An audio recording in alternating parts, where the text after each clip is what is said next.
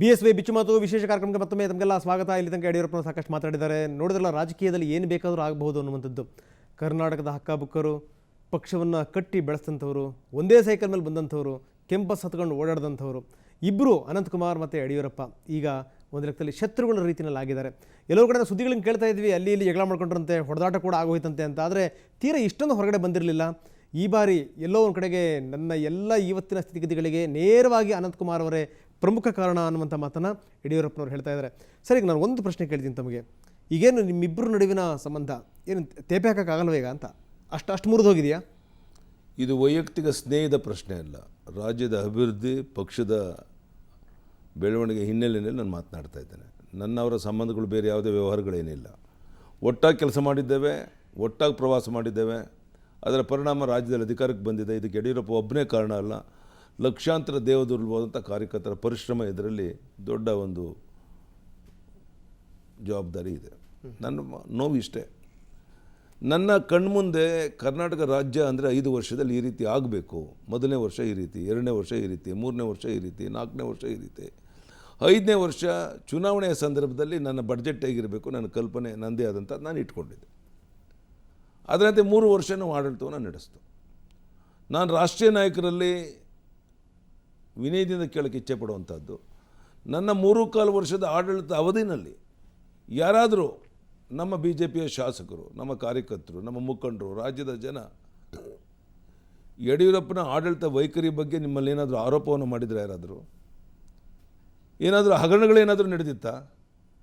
ಅಕ್ರಮ ಗಣಿಗಾರಿಕೆ ವಿಷಯದಲ್ಲಿ ನಾನೇ ತನಿಖೆ ಆಗಬೇಕು ಅಂತ ಲೋಕಾಯುಕ್ತರಿಗೆ ಹೇಳಿದಂಥವನು. ಈ ದೇಶದ ಇತಿಹಾಸದಲ್ಲಿ ಮೊದಲ ಬಾರಿಗೆ ನನ್ನ ಅವಧಿಯನ್ನು ಸೇರಿಸಿ ತನಿಖೆ ಮಾಡಿ ಅಂತ ಹೇಳಿದ್ರು. ಅದನ್ನು ಬಿಟ್ಟರೆ ಇಷ್ಟೊಂದು ಅಭಿವೃದ್ಧಿ ಕಾರ್ಯಗಳಾಗ್ತಾಯಿತ್ತು. 40,000 ಕೋಟಿ ಇದ್ದಂಥ ಬಡ್ಜೆಟ್ ಇವತ್ತು 1,06,000 ಕೋಟಿ ಬಡ್ಜೆಟನ್ನು ನಾವು ಮಂಡನೆ ಮಾಡಿದ್ದೇವೆ.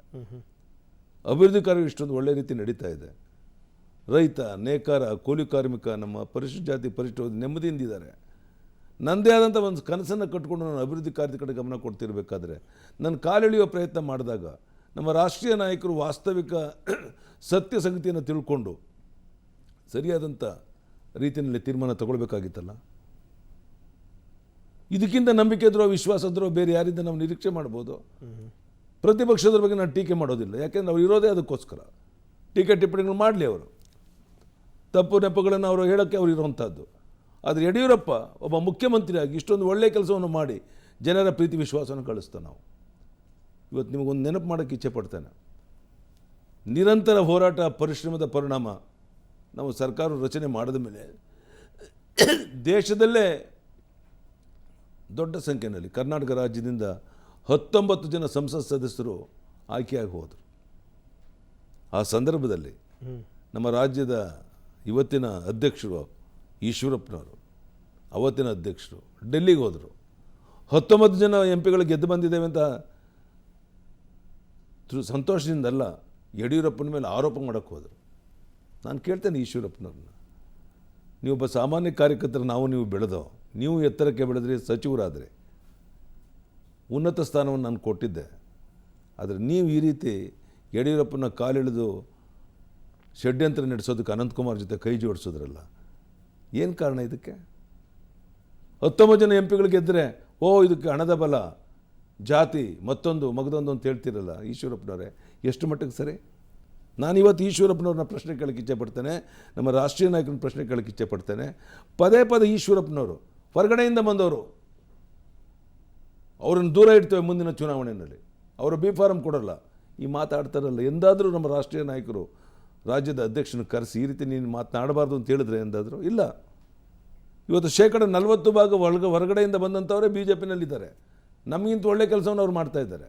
BJP ಅಧಿಕಾರಕ್ಕೆ ಬರೋಕ್ಕೆ ಅವರೆಲ್ಲರ ಸಹಕಾರ ನಮ್ಮ ಜೊತೆಗಿದೆ. ಈ ರೀತಿ ಪ್ರತಿಯೊಂದು ವಿಷಯದಲ್ಲೂ ಯಡಿಯೂರಪ್ಪನಿಗೆ ಚುಚ್ಚಿ ಮಾತನಾಡಿ ಅಪಮಾನ ಮಾಡಿ ಅವರನ್ನು ಮೂಲೆ ಗುಂಪು ಮಾಡಿ ಗೊಂದಲ ಉಂಟು ಮಾಡುವಂಥ ಪ್ರಯತ್ನ ಇವತ್ತು ಈಶ್ವರಪ್ಪನವರು ಮಾಡ್ತಾ ಇದ್ದಾರೆ, ಅನಂತಕುಮಾರ್ ಅವರು ಮಾಡ್ತಾ ಇದ್ದಾರೆ.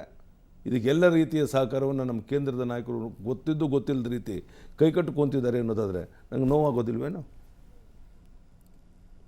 ಎಸ್, ನಾನು ಒಂದು ಪ್ರಶ್ನೆ ಕೇಳ್ತೀನಿ ಅನಂತಕುಮಾರ್ ಅವ್ರ ಬಗ್ಗೆ. ಇದು ಕೊನೆಯ ಪ್ರಶ್ನೆ ನಂದು, ನಂತರ ನಾನು ಬೇರೆ ವಿಚಾರಕ್ಕೆ ಹೋಗ್ತೀನಿ. ಅನಂತಕುಮಾರ್ ಅವ್ರಿಗೂ ನಿಮಗೂ ಯಾವತ್ತಿಂದ ಈ ವೈಮನಸ್ಸು ಬಂತು ಅನ್ನೋದಕ್ಕೆ ನೀವು ಅವ್ರನ್ನೇ ಕೇಳಿ ಅಂದರೆ ಎಲ್ಲರ ಕಡೆ ನನಗನ್ನಿಸ್ತಾ ಇದೆ. ನಿಮಗೆ ತುಂಬ ಎಕ್ಸ್ಪೆಕ್ಟೇಷನ್ ಇತ್ತು ಅನಂತಕುಮಾರ್ ಅವ್ರ ಬಗ್ಗೆ. ನೀವು ಅಧಿಕಾರಕ್ಕೆ ಬಂದಂಥ ಸಂದರ್ಭದಲ್ಲಿ ಇಬ್ಬರು ನಿಮ್ಮ ಜೊತೆಗೆ ಇರಬೇಕಾಗಿತ್ತು ಅಂತ ತಾವು ಬಯಸಿದ್ದೀರಿ ಅಂತ ನಾನು ಹೇಳೋದು. ಯಾಕಂದರೆ ನೀವು ನಿಮ್ಮ ಸ್ನೇಹಿತರ ಹತ್ರನೂ ಕೂಡ ಹಲವಾರು ಸಂದರ್ಭಗಳಲ್ಲಿ ಇದನ್ನು ಮಾತಾಡಿರಿ. ಒಂದು ನಿಮ್ಮ ಪತ್ನಿ ಇರಬೇಕಾಗಿತ್ತು, ಇನ್ನೊಂದು ಅನಂತಕುಮಾರ್ ಸ್ಪಂದಿಸಬೇಕಾಗಿತ್ತು ಅಂತ. ಅನಂತಕುಮಾರ್ ನೀವು ಅಧಿಕಾರಕ್ಕೆ ಬಂದಂಥ ಸಂದರ್ಭದಲ್ಲಿ ನಿಮಗೆ ವಿಶ್ ಕೂಡ ಮಾಡಲಿಲ್ಲ. ಎಲ್ಲೋ ಒಂದು ಕಡೆ ಯಡಿಯೂರಪ್ಪನವ್ರು ಅದನ್ನೇ ಮನಸ್ಸಲ್ಲಿಟ್ಕೊಂಡು ಇಲ್ಲಿ ತನಕ ಬೆಳೆಸ್ಕೊಂಡು ಬರ್ತಾ ಇದ್ದಾರೆ ಅನ್ನುವಂಥದ್ದು. ಉಪಮುಖ್ಯಮಂತ್ರಿಯಾಗಿ ಅಧಿಕಾರ ವಹಿಸ್ಕೊಂಡಾಗ ಆ ಸಂದರ್ಭದಲ್ಲೂ ಸಹ ಹೇಗಾದರೂ ಮಾಡಿ ಅವತ್ತು ಸರ್ಕಾರ ರಚನೆ ಮಾಡದ ರೀತಿಯಲ್ಲಿ ತಡೆಯುವಂಥ ಪ್ರಯತ್ನವನ್ನು ಅನಂತಕುಮಾರ್ ಅವರು ಮಾಡಿದರು. ಯಾವ ಥರ? ಕುಮಾರಸ್ವಾಮಿ ನಾವು ಮಾತನಾಡಿಕೊಂಡು ಸರ್ಕಾರ ರಚನೆ ಮಾಡಬೇಕು ಅನ್ನೋಂಥ ಕಾಲದಲ್ಲಿ ನಾನು, ಈಶ್ವರಪ್ಪನವರು, ಜಗದೀಶ್ ಶೆಟ್ಟರು, ಅನಂತಕುಮಾರ್ ಅವರು ಡೆಲ್ಲಿಗೆ ಹೋದವು. ಲಾಲ್ಕೃಷ್ಣ ಅದ್ವಾನಿ ಅವರು ಹೇಳಿದ್ರು, ಯಾವ ಕಾರಣಕ್ಕೂ ಇದನ್ನು ಮಾಡೋಕ್ಕೆ ನಾನು ಬಿಡೋದಿಲ್ಲ, ಆದರೆ ನೀವು ಮುಖ್ಯಮಂತ್ರಿಯಾಗಿ ಇಲ್ಲದೆ ಬೇಡ. ನಾನು ಹೇಳಿದೆ, ಅದ್ವಾನಿಜಿ, ಇವತ್ತು ಕುಮಾರಸ್ವಾಮಿ ಆ ಪಕ್ಷ ಬಿಟ್ಟು ಕಾಂಗ್ರೆಸ್ ಜೊತೆ ಸಂಬಂಧ ಬಿಟ್ಟು ಬರ್ತಿರೋಂಥದ್ದೇ ಮುಖ್ಯಮಂತ್ರಿ ಆಗೋದಕ್ಕೆ. 20 ತಿಂಗಳು ಮಾಡೋಣ ಆಡಳಿತನ, ಅದಾದಮೇಲೆ ಅವರು ಮುಖ್ಯಮಂತ್ರಿ ಸ್ಥಾನ ಕೊಡದೇ ಇದ್ದರೆ ಜನರ ಮುಂದೆ ಹೋಗೋಣ, ನಮಗೂ ಅನುಭವ ಬರುತ್ತೆ ಆಡಳಿತದ್ದು ಅಂತ ಹೇಳಿದ್ರೆ ಆವಾಗಲೇ ಪಿತೂರಿ ಮಾಡಿ ನಾವು ಉಪಮುಖ್ಯಮಂತ್ರಿ ಆಗದಂತೆ ನೋಡ್ಕೊಳ್ಳೋಂಥ ಪ್ರಯತ್ನವನ್ನು ಅನಂತಕುಮಾರ್ ಮಾಡಿ ಅದರಲ್ಲಿ ವಿಫಲರಾದರು. 1-2 ಉದಾಹರಣೆಗಳಲ್ಲ, ಯಾವುದೇ ಒಂದು ಸಂದರ್ಭದಲ್ಲಿ ಭಾರತೀಯ ಜನತಾ ಪಾರ್ಟಿ ಬೆಳೆದು ನಿಂತ್ಕೋಬೇಕು, ನಾವು ಅಧಿಕಾರ ನಡೆಸಬೇಕು, ನಾನು ಕೇಂದ್ರದ ಸಚಿವನಾಗಿದ್ದೇನೆ, ಒಳ್ಳೆಯ ಸ್ಥಾನಮಾನ ನನಗಳಿದೆ ಅಂತ ಅವ್ರು ಯೋಚನೆಯೇ ಮಾಡಲಿಲ್ಲ. ಇದು 1-2-3 ಉದಾಹರಣೆಗಳು ಅಂತಲ್ಲ, 10 ಉದಾಹರಣೆಗಳನ್ನು ನಾನು ಕೊಡಬಲ್ಲೆ. ನೀವು ಕೇಳಿದ್ರಲ್ಲ, ನಾನು ಮುಖ್ಯಮಂತ್ರಿಯಾಗಿ ಅಧಿಕಾರ ಸ್ವೀಕಾರ ಮಾಡಿದೆ. ಬೇರೆ ಬೇರೆ ರಾಜ್ಯದ ಮುಖ್ಯಮಂತ್ರಿಗಳು ಬಂದಿದ್ದರು, ಅದ್ವಾನಿ ಅವರಿದ್ದರು. ಪ್ರಮಾಣ ವಚನ ಸ್ವೀಕಾರ ಮಾಡುವಂಥ ಸಂದರ್ಭದಲ್ಲಿ ಮುನಿಸ್ಕೊಂಡು ಆ ಕಡೆ ಹೋದರು. ಯಾರು? ನಮ್ಮ ಅನಂತಕುಮಾರ್ ಅವರು. ವಿಧಾನಸೌಧ ಒಳಗಡೆ ಬರಲಿಲ್ಲ. ಅದ್ವಾನಿ ಅಂತವರು ನಮ್ಮ ರಾಷ್ಟ್ರೀಯ ನಾಯಕರೆಲ್ಲ ಬಂದಿರಬೇಕಾದ್ರೆ ಪ್ರೆಸ್ ಮೀಟ್ ಕರೆದ್ರೆ ಅಲ್ಲಿಗೆ ಅನಂತಕುಮಾರ್ ಅವರು ಬರಲಿಲ್ಲ. ಅಂದರೆ ಮುಖ್ಯಮಂತ್ರಿ ಆದ ದಿವಸದಿಂದ ಇದು ಪ್ರಾರಂಭ ಆಯಿತು. ಆದ್ದರಿಂದ ನನ್ನ ಕರ್ತವ್ಯದಲ್ಲಿ ನಾನು ಎಂದೂ ವಿಮುಖನಾಗಲಿಲ್ಲ ಅಂದೆ. ನಾನು ಎಂದೂ ಆ ರೀತಿ ಹಿಂದೆ ಸರಿಲಿಲ್ಲ. ಇವತ್ತು ಮೆಟ್ರೋ ರೈಲ್ ಬಗ್ಗೆ ನಾವು ಮಾತಾಡ್ತೇವೆ, ಯಾರು ಇದಕ್ಕೆ ಆದ್ಯತೆ ಕೊಟ್ಟವರು? ಇಷ್ಟು ದೊಡ್ಡ ಹಣವನ್ನು ರಾಜ್ಯ ಸರ್ಕಾರದಿಂದ ಕೊಟ್ಟ ಮೇಲೆ ತಾನೇ ಮೆಟ್ರೋ ಆದದ್ದು. ಅವಾಗೇನಾಯಿತು? ನಾನು ಜೈಲಿನಲ್ಲಿದ್ದಾಗ ಪ್ರಧಾನಿಯವರು ಬರೋಕ್ಕೆ ಒಪ್ಪದೇ ಇದ್ದರೂ ಸಹ ತರಾತುರಿನಲ್ಲಿ ಮೆಟ್ರೋ ಉದ್ಘಾಟನೆ ಆಯಿತು. ನನಗೇನು ಚಿಂತೆ ಇಲ್ಲ. ಅದು ಜನ ಮೆಟ್ರೋ ಕೆಲಸಗಳು ಯಡಿಯೂರಪ್ಪನ ಕಾಲದಲ್ಲಿ ಚೆನ್ನಾಗಿ ನಡೀತು ಅನ್ನೋದನ್ನು ಎಲ್ಲರೂ ನೆನಪು ಮಾಡ್ಕೊತಾರೆ. ಇವತ್ತು ವಿಕಾಸಸೌಧ ಬೆಂಗಳೂರು ಬೆಳಗಾಂನಲ್ಲಿ ವಿಧಾನಸೌಧ ಕೆಲಸ ಪೂರ್ಣ ಆಗಿದೆ. ಬೆಂಗಳೂರಿನ ವಿಧಾನಸೌಧಕ್ಕಿಂತ ಒಳ್ಳೆ ರೀತಿ ಕಟ್ಟಡ ಎದ್ದು ನಿಂತಿದೆ. ನನಗೆ ಸಂತೋಷ ಇದೆ. ನನ್ನ ಕಾಲದಲ್ಲಿ ನಾವು ಕೈಗೊಂಡಂಥ ಕಾರ್ಯಕ್ರಮಗಳು ನಮ್ಮ ಕಾಲದಲ್ಲಿ ಪೂರ್ಣ ಆಗಿದೆ ಅನ್ನೋಂಥ ಸಂತೃಪ್ತಿ ಇದೆ, ಸಮಾಧಾನ ಇದೆ. ರಾಷ್ಟ್ರಪತಿಗಳು ಬಂದು 11ನೇ ತಾರೀಕು ಅದರ ಉದ್ಘಾಟನೆಯನ್ನು ಮಾಡ್ತಾ ಇದ್ದಾರೆ. ಇದಕ್ಕಿಂತ ಏನು ಸಂತೋಷ ಬೇಕು? ಎಸ್ ಸರ್, ಮತ್ತಷ್ಟು ನಾನು ನಿಮ್ಮ ಜೊತೆಗೆ ಚರ್ಚೆ ಮಾಡ್ತೀನಿ. ಇನ್ನಷ್ಟು ಯಡಿಯೂರಪ್ಪನ ಜೊತೆ ಮಾತಾಡೋಣ. ಅದಕ್ಕಿಂತ ಮೊದಲು ಮತ್ತೊಮ್ಮೆ ಪುಟ್ಟ ವಿರಾಮ.